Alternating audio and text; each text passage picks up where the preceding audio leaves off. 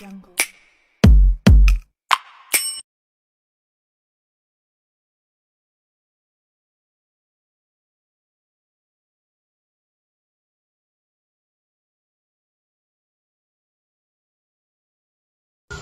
Baik, untuk bagian pertama akan saya jelaskan sendiri.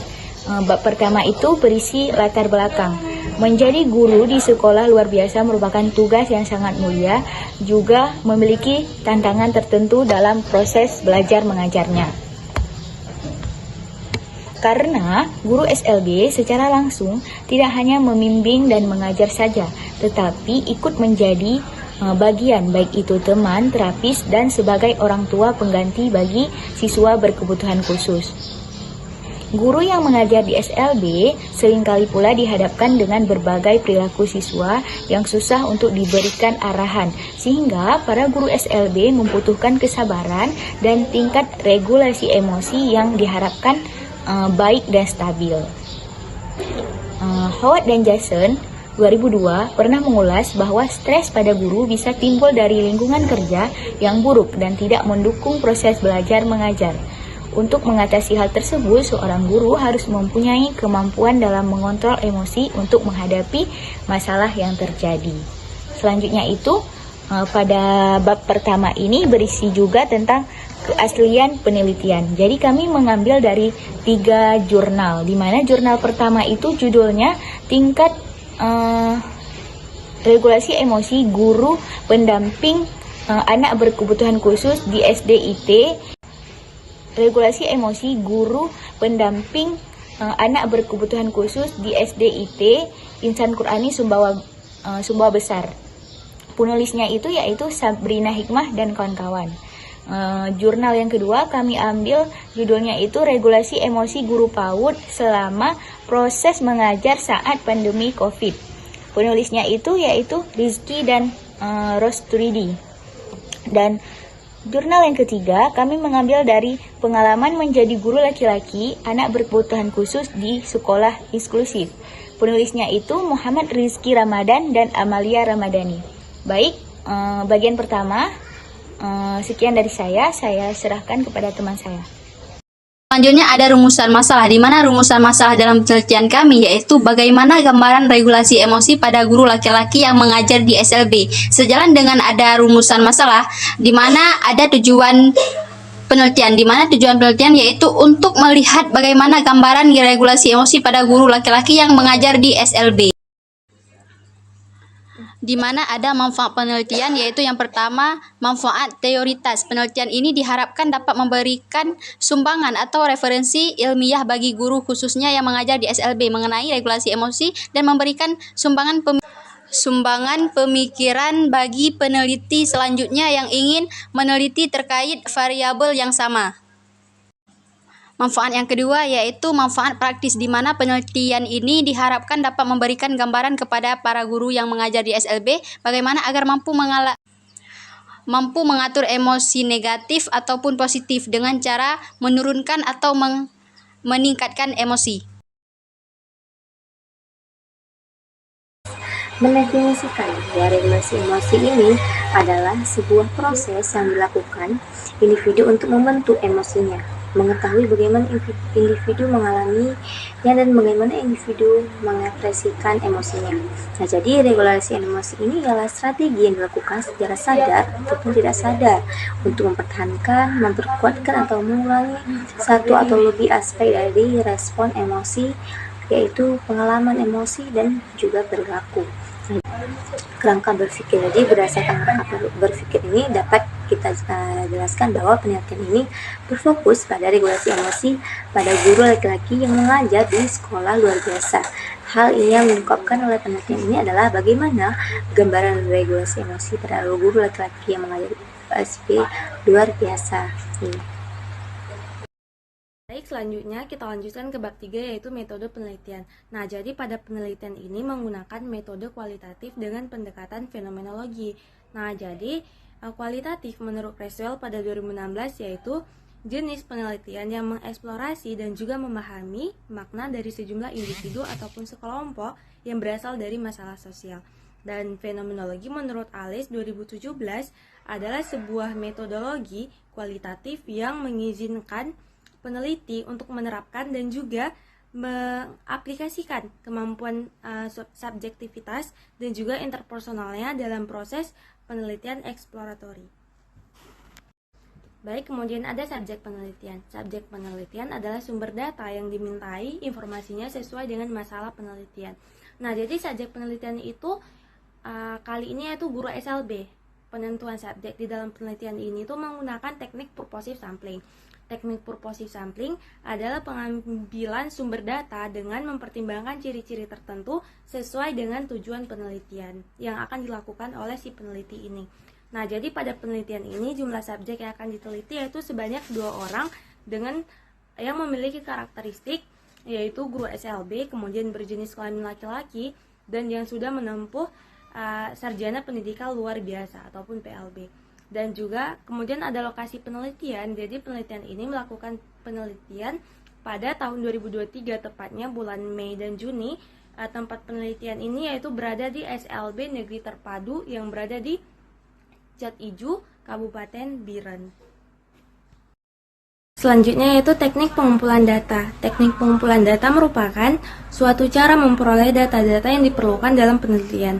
Nah, jadi dalam penelitian ini teknik yang digunakan yaitu wawancara dan juga dokumentasi. Wawancara adalah percakapan dengan maksud tertentu. Nah, wawancara ini melibatkan antara dua pihak yaitu si wawancara dengan yang si terwawancara atau interviewer dengan interviewee. Nah, jadi yang memberikan jawaban-jawaban atas pertanyaan itu. Kemudian ciri utama dari wawancara yaitu kontak langsung dengan tatap muka antara si pencari informasi dengan yang sumber informasi.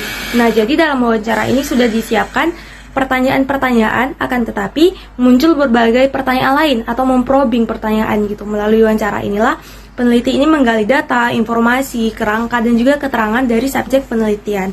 Nah, jadi teknik wawancara yang dilakukan pada penelitian ini yaitu wawancara bebas terpimpin, yang mana artinya pernyataan yang dilontarkan tidak terpaku pada pedoman wawancara dan dapat diperdalam maupun dikembangkan sesuai dengan situasi dan kondisi yang ada di lapangan. Nah, jadi wawancara ini dilakukan kepada guru yang mengajar di sekolah luar biasa dengan berjenis kelamin laki-laki. Analisis data. Analisis data dalam penelitian kualitatif adalah proses mencari dan menyusun secara sistematis data yang diperoleh dari hasil wawancara dan dokumentasi. Nah, teknik analisis data dalam penelitian kami hari ini yaitu menggunakan teknik fenomenologi dengan menggunakan teknik interpretatif phenomenological analysis atau IPA. IPA ini terdiri dari beberapa tahapan, yaitu yang pertama membaca transkrip secara berulang-ulang, yang kedua pencatatan awal atau initial noting, selanjutnya yaitu mengembangkan tema yang muncul, kemudian mengembangkan tema superordinal, beralih ke transkrip subjek berikutnya untuk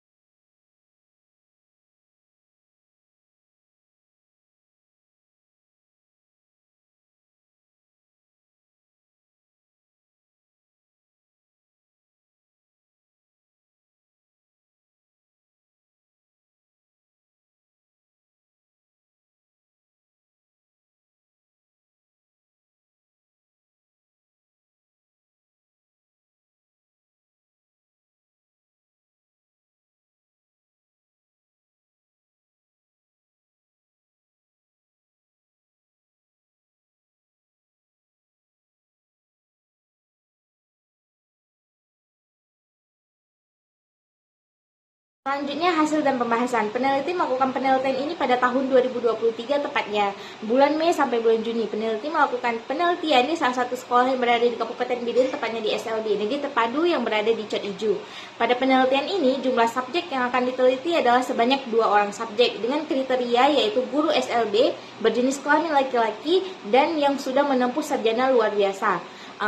sarjana pendidikan luar biasa atau PLB. Nah, subjek yang pertama ini merupakan salah satu guru yang berada di SLB yang berjenis kelamin laki-laki dengan usia 35 tahun dengan tingkat pendidikan SD, SMP dan melanjutkan S1 Bahasa Arab di Universitas IAIN yang dimana sekarang dikenal dengan UIN Aramiri, dan kemudian melanjutkan S1 PLB-nya di Universitas Pendidikan Indonesia di kawasan Bandung. Kemudian subjek yang kedua juga merupakan seorang guru yang mengajar di SLB yang berjenis kelamin laki-laki dengan usia 23 tahun dengan tingkat pendidikannya yaitu SMP SMA yang dilaksanakan di BIRIN, kemudian melanjutkan S1 dari hasil pengumpulan data tersebut. Penelitian terhadap subjek A dapat diketahui bahwa regulasi emosi yang dimiliki oleh subjek A termasuk bagus. Kemudian hal ini juga didukung dengan pernyataan subjek bahwa di saat mempunyai masalah, subjek tidak pernah membawa masalah tersebut ke dalam lingkungan sekolah, apalagi meluapkan emosinya kepada siswa. Namun, subjek memilih mengontrol emosinya dan melampiaskannya kepada hobinya berupa alat musik tradisional yang biasa subjek mainkan. Kemudian pernyataan ini juga dibenarkan oleh kawan subjek yang dimana bahwasanya subjek A ini tidak pernah menunjukkan tingkah laku yang emosional kepada siswa saat mengajar dan juga pada rekan kerja sesama guru di sekolahnya.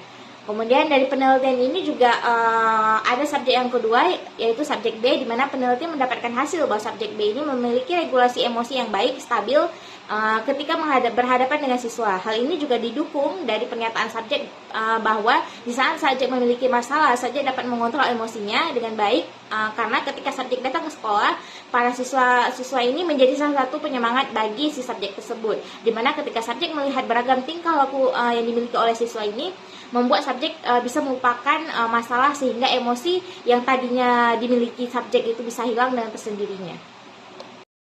Pada pemilahan situasi, ketika subjek A mengalami masalah, subjek bisa dengan cepat mengatasinya dan dapat mengontrol agar tidak terpengaruhi oleh emosi negatif tersebut.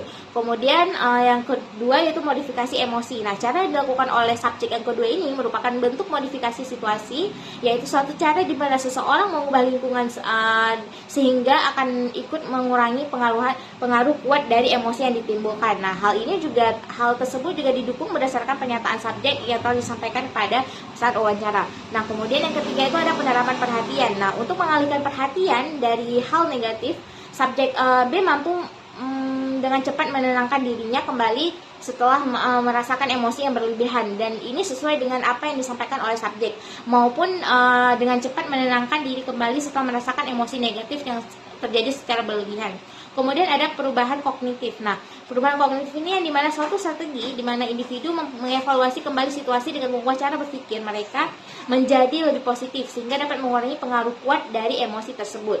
Nah, kemudian cara yang dilakukan oleh subjek ini, subjek kedua sesuai dengan bentuk perubahan kognitif. Nah, hal ini juga didukung oleh pernyataan si subjek yang dimana kemampuan melihat sisi positif dari suatu permasalahan yang telah dia hadapi. Kemudian yang selanjutnya itu modulasi respon, di mana cara yang dilakukan subjek ini dengan bentuk modulasi responnya ini upaya yang dilakukan setelah emosi terjadi untuk mempengaruhi respon psikologis, pengalaman dan juga tingkah laku emosi negatif yang dimiliki oleh seseorang. Kemudian hal ini juga didukung oleh pernyataan subjek yang dimana subjek mengatakan bahwa mampu menunjukkan respon emosi yang tepat dan baik ketika berhadapan dengan seseorang.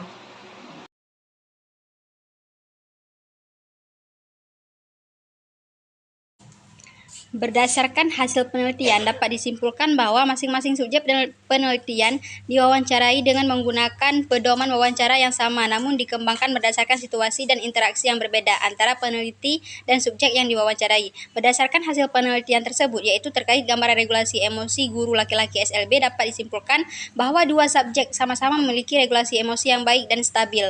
Hal ini diketahui dari pernyataan yang diberikan subjek, di mana subjek mempunyai cara tersendiri untuk mengendalikan emosinya. Adapun saran dari peneliti yaitu diharapkan kepada guru untuk mampu melakukan evaluasi diri terkait sejauh mana empati serta regulasi emosi yang dilibatkan dalam menangani anak berkebutuhan khusus. Kreativitas guru juga diperlukan dalam menangani anak berkebutuhan khusus yang sejenisnya memiliki karakter dan kebutuhan yang berbeda dari anak normal lainnya.